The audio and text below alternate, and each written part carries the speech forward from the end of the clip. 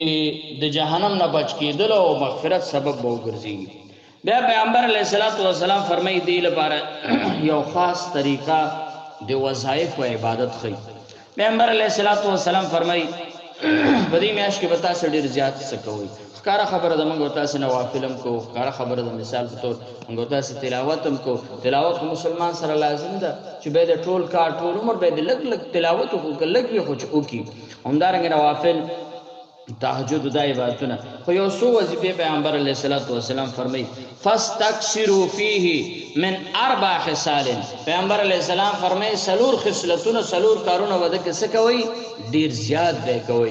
زیاتو اندازه نبی اسلام نه فرمایي چې لس ځلو شل ځلو 50 ځلو مثال په طور زلزل نه، ډیر زیات څه ډیر زیات به کوئ. فاکثروا فیه من 4 خصال سلور خصلتونه کارونه و تاسو مطلب دا چې ډیر زیات کوي. نبی صلی الله علیه وسلم فرمایي خصلتين ترضون بهما ربكم. دو خصلتونه دي، دو عادتونه، دو کارونه دي چې په دې باندې تاسو نه پروردگار په خوشحالي دو داسې سوزونه دي. نبی اسلام فرمایي چې تاسو نه رب په خوشحالي، او پیغمبر علیه الصلاۃ والسلام فرمایي چې وخصلتين لا غناء بكم عنهما. دو خصلتين دو عادتونه دي، دو کارونه چې هغه نه مقصد دا چې تاسو لپاره مقصد دا چې خلاصې نشته ده. سلور کارونه به کوي خصلتونه سلور سيزونه، دا دو سيزه داسې چې به د رب خوشحالي او دا دو سيزونه داسې چې دینه تاسو خلاصې نشته. که غریب ده، که مالدار ده، که مولا ده، او که مثال په طور امیده، که بزرگ ده، که غیر بزرگ ده، دې دو خصلتونو دو سيزونو ته د ډیر زیات ضرورت لري او ټول عمر دی د دې په دې ارمان کې پروت وي. نو دا سلور واړه به تاسو زیات کوئ، دو باندې رب خوشحاليږي او دوه نه تاسو خلاصې نشته. پیغمبر علیه الصلاۃ والسلام فرمایي فاما الخصلتان اللتان ترضون بهما ربکم. هغه دو خصلتونه دو سيزونه چې په هغه باندې تاسو پروردگار تاسو نه خوشحالي، هغه فشهادت الله اله الا الله. د دې لفظ گواهی دغه الفاظ ول چې لا اله الا الله، نفي اثبات کول لا اله ویل یو دا چې په دې باندې تاسو نه څه رب خوشحالي. د کلمې کې ډېر زیات زور ده. که یو بنده کافر مسلمان شي او مطلب او یا کاله د ګناهونه کړي او یو ځل دا کلمه وایي اسلام وروړي، د مړ شو په دې کلمې ودا جنت ځي. ولی هغه یا کاله مؤمن مسلمان چې یا کاله ګناهونه کړي او یا کاله ورسره دا کلمه ویل، نو دا به الله نه بخي، رب هم الله بخي. نو په دې باندې تاسو رب خوشاله کی. بل پیغمبر علیہ السلام فرمایي چې وتستغفرونه، دا الله پاک نه بخنه غواړي، استغفار به وایي، دې باندې رب تاسو ته خوشالي. نو کلمه ویل دې کې ډېر زیات اجر او ثواب ده. افضل ذکر لا اله الا الله محمد رسول، بهترین ذکر دا ده. نو دې لپاره بیا تاسو پیغمبر علیه السلام د کثرت خبره کوي. نو خو خسته چې مثال په تور څومره ډېر ویل شي، زر زل ویلې شي، 2000 زل ویلې شي، 3000 ځان ته مقدار وټاکي، یا 2000 زل یا مثال په تور 11 زل، مطلب مقدار اندازه دا وټاکه. ځکه وظایف چې د بیا نیکان صالحان په دې اندازه ورکوي. مقصد 314 اصحاب بدر اندازه د رسولانو مقدار ده. یا مثال په تور اندازه داسې چې 1,40,000 اندازه د یو کلمې لپاره یو ختم غوندم یادوي. نو کوشش وکړي چې یو 2-3 ختمه پکې د دغه اندازې د دې کلمې لا اله الا الله وشي. مثال په تور ارزل چې سلام زر لازم محمد رسول الله ورسره وي، مطلب خو روزانه زرزل وي او که روزانه مثال په تور لادنم زیات وي، نو دا به ځان باندې لازم کې په لار روانه ناس ته تسبیح د لاس کې مطلب دغه ذکر کوو. بل پیغمبر علیه السلام فرمایي استغفار به وي. استغفار په باره کې قرآن کریم کې الله پاک فرمایي اے صحابه کرامو درکمه چې تاسو کې پیغمبر علیه السلام تاسو باندې به عذاب ناراضي، یادا چې تاسو استغفار وي په تاسو به عذاب ناراضي. کومه تاسو استغفار وایو نو په موږ باندې به عذاب ناراضي.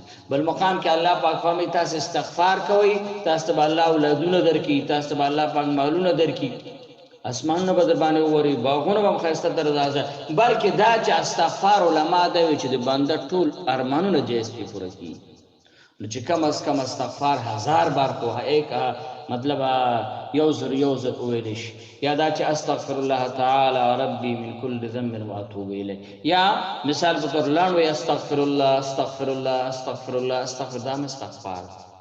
دومره کمال پکې ده، دومره کمال پکې ده چې د مرضونو علاج، د کاروبار او مثال د صحت او د خوشحالي د کور د جوړېدو، ځکه چې الله په ښکاره فرمایي چې تاسې مقصد استغفار وي عذاب بنو، بې اتفاقي عذاب ده که نه ده؟ دغه بنئ. همدارنګه ډېر مشکلات دا عذاب نه به الله پاک بندگان بچ ساتي. نو استغفار پیغمبر علیه الصلاۃ والسلام هم فرمایي چې زی روزانه 80 ځل روایت کې 100 ځل راځي، پیغمبر علیه السلام فرمایي چې زی وایم. بل نبی اسلام فرمایي عمل خصلتان اللتان لا غنا بكم عنهما، دو خصلتونه هغه چې ستاسو کې ناغنه بے پروايي نشته، لازم مطلب ضروری تاسو لپاره هغه دی. فتسالون الله الجنه وتعوذون به من النار، هغه دا چې الله پاک نه به تاسو جنت غواړي او پناه به غواړي د چانه د جهنم نه. نو بس داسې به چې اللهم انی اسألک الجنه واعوذ بک من النار، دا کلمه به تاسو وایي. مطلب دا چې 100 ویلی شي، 300 ویلی شي، 1001 مرتبه ویلی شي وي اللهم انی اسألک الجنه واعوذ بک من النار، دا کلمه وایي. مقصد دا چې په دې کې تلاوت هم کوي، ذکرونه هم کوي، او مقصد دا چې استغفار او کلمه او د جنت سوال د جهنم نه پناه غوښتل دغه دعا هم کوي. نو دا په دې روزه کې سره د تلاوتونو بیا پیغمبر علیه الصلاۃ والسلام د حدیث مبارک کې آخري کې او لفظ دا ذکر کوي یو بل خوبي ومن سقا صائما سقى الله من حوض شربة، هر بنده مؤمن د حوض کوثر د اوبو ارمانی چې د مثال په تور جنت ته داخليږي، دا اوس کې د بیا تند په ناراضي.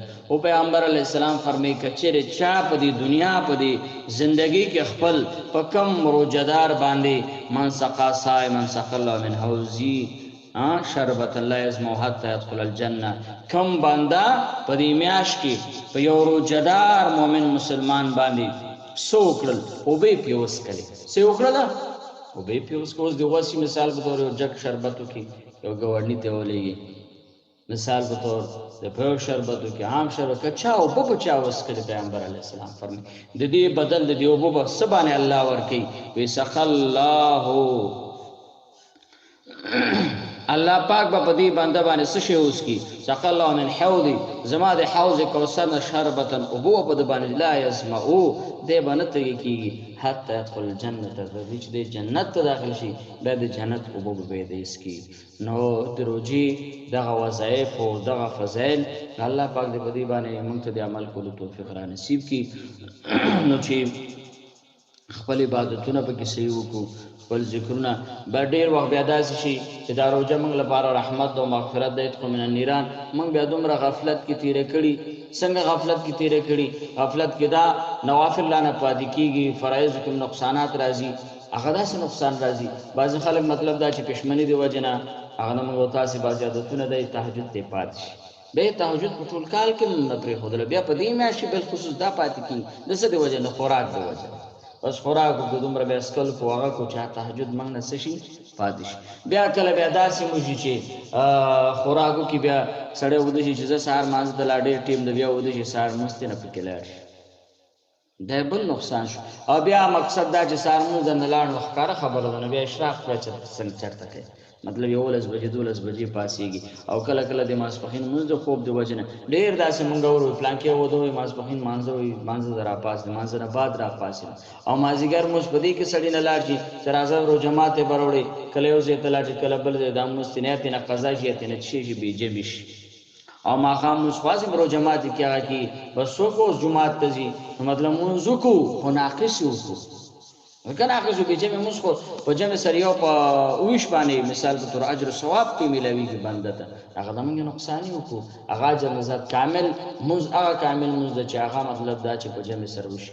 او بیا ما خام نه پس اوابین دي هغه نوافل موږ نه پاتې شي ا د غفلت د وجنه. او بیا کې تراوی هغه ځای کې ډیر زیات خوشحالي کو په جمعات کې چې کوم جمعات کې مطلب زر زر تراوی او زنانه هم داسې غفلت کی زنانه دی چې دا اوس مونځ به وکړي بیا به وکړي هغه به وکړي به دې کې تېنه مطلب همونځونه تې بیټي مغش نه غفلت نه ده پکار چې څنګه د اجر میاشت ده څنګه د ثوابونو میاشت ده همداسې ویښېدل ورته پکار دي.